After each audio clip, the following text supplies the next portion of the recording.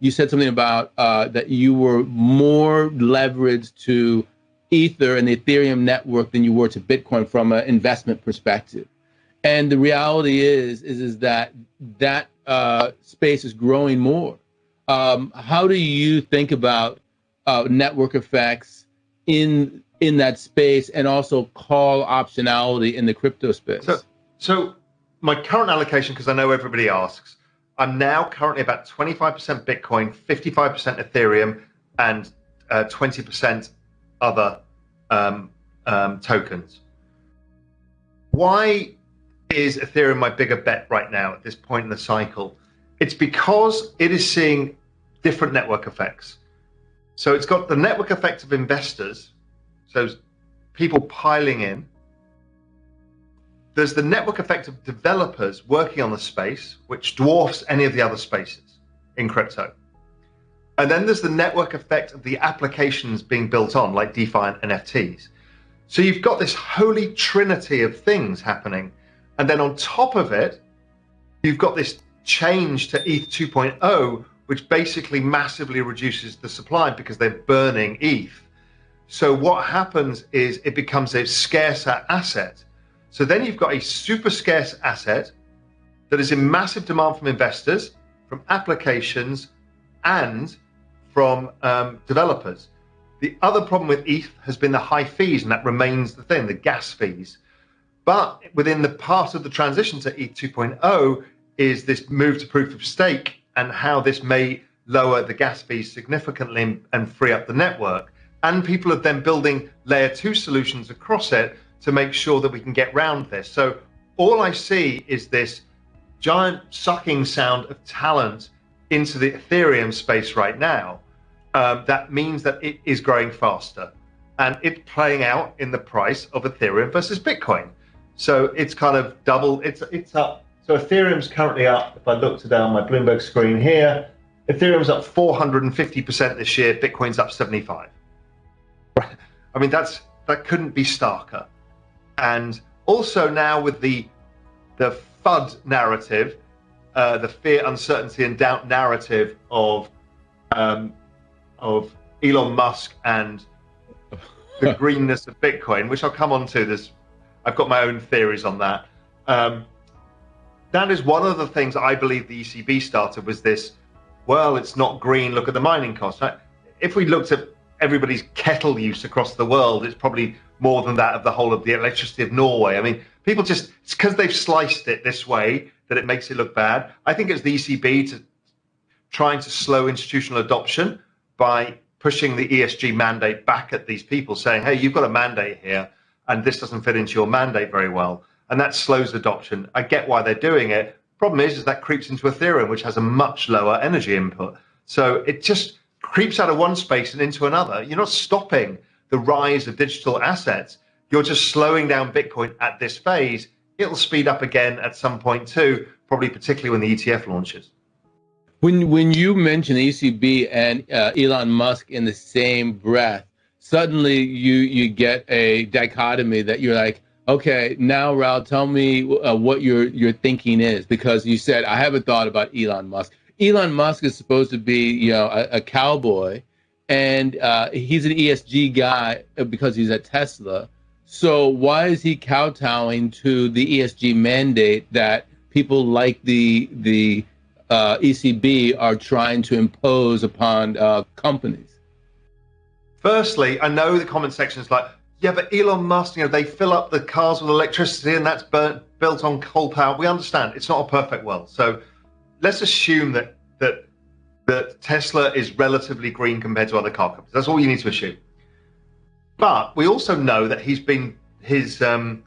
profitability or his ability to run that business has been based on subsidies, because that is how governments are driving green innovation, is they've used subsidies until these things catch their own traction, and then they're able to lower the cost of production and everything works out. There is a new initiative coming from Biden, which is a new kind of carbon system, and Tesla have applied to be one of the 6 participants in that. So it makes a nice statement if you say, well, actually, we're not going to accept Bitcoin because, greenness. Okay, that helps them set up for this new system that he wants to be part of, because obviously they are one of the least pollutant industries in America right now. So he will get a lion's share of the better credit. So that itself could be a cynical lens. Additionally, the cynical lens is he's also been pumping Dogecoin. And people are like, what the hell is this about? And yes, it's a meme. Yes, it's the crypto of the people. Yes, it's kind of stupid, but I've mentioned this before on this show, but also it's starting to create network effects that a lot of people own it. So if you can now create use cases, well, then it's something interesting. Now, Mark Cuban was the first to see this, and he said, yeah, you could buy Dallas Mavs stuff with Dogecoin because it's the coin of the people. So it was kind of done as fun, but it's exchangeable, so why not? Now, my guess is Tesla are going to accept it for payment, and they might even use it for Internet of Things streaming payments and stuff like that, because basically Elon, bit of a megalomaniac, fancies conquering Mars, would quite like his own currency. And if he can kind of reverse into Doge and make that essentially Elon community coin, he's got free access to capital. It's an astonishing thought, but that's potentially what's at play here. I could be wildly wrong, and it's all a joke. But I just join a few dots, and you can get to something interesting. And I've been talking about this for a while, that I wasn't going to shake off Doge, because once you attract that many people into the ecosystem, it becomes attractive for people to do something with it. So that's what I think is happening. That makes a lot of sense. And, actually, I would probably put Mark Cuban in that realm earlier than I would Elon Musk. He's definitely thinking in those terms, the network effects. It's like, if I can get this thing to have network effects, then I can make it so that it is the new currency. It becomes a player almost automatically. It is pretty fascinating, using basically your celebrity to create the network effects and therefore to give currency to this asset. So, and I've been talking about this internally at Real Vision and externally to a lot of people. We are entering into an age of communities. It's not corporations that hold the power, but communities. It's a wholesale change in how the world works. And this is going to be driven by token economics. And whether it's Elon Musk, whether it's Cathie Wood, whether it's Chamath, whether it's Mark Cuban, people are starting to understand the power of communities and the communities that they can build around themselves and their businesses. And it is immensely powerful. And tokens drive communities because they create the right behavioral structures. This is over my head, Raoul, so you can definitely pass on this question. But the first question that we got was from William H.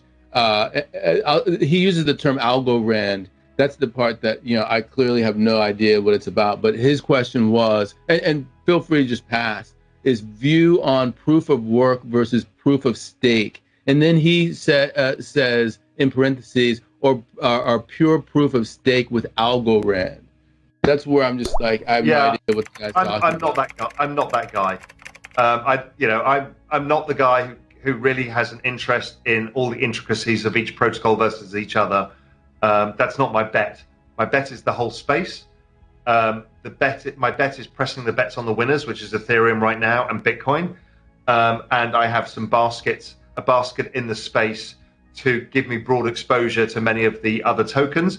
But I'm starting to take more significant bets myself, macro bets around community tokens, exchanges, metaverse, and some of these narratives that people on Real Vision have seen me explore. And I've started to realize how big these are and how relatively cheap they are as potential future large networks. And therefore, the tokens are probably underpriced to me.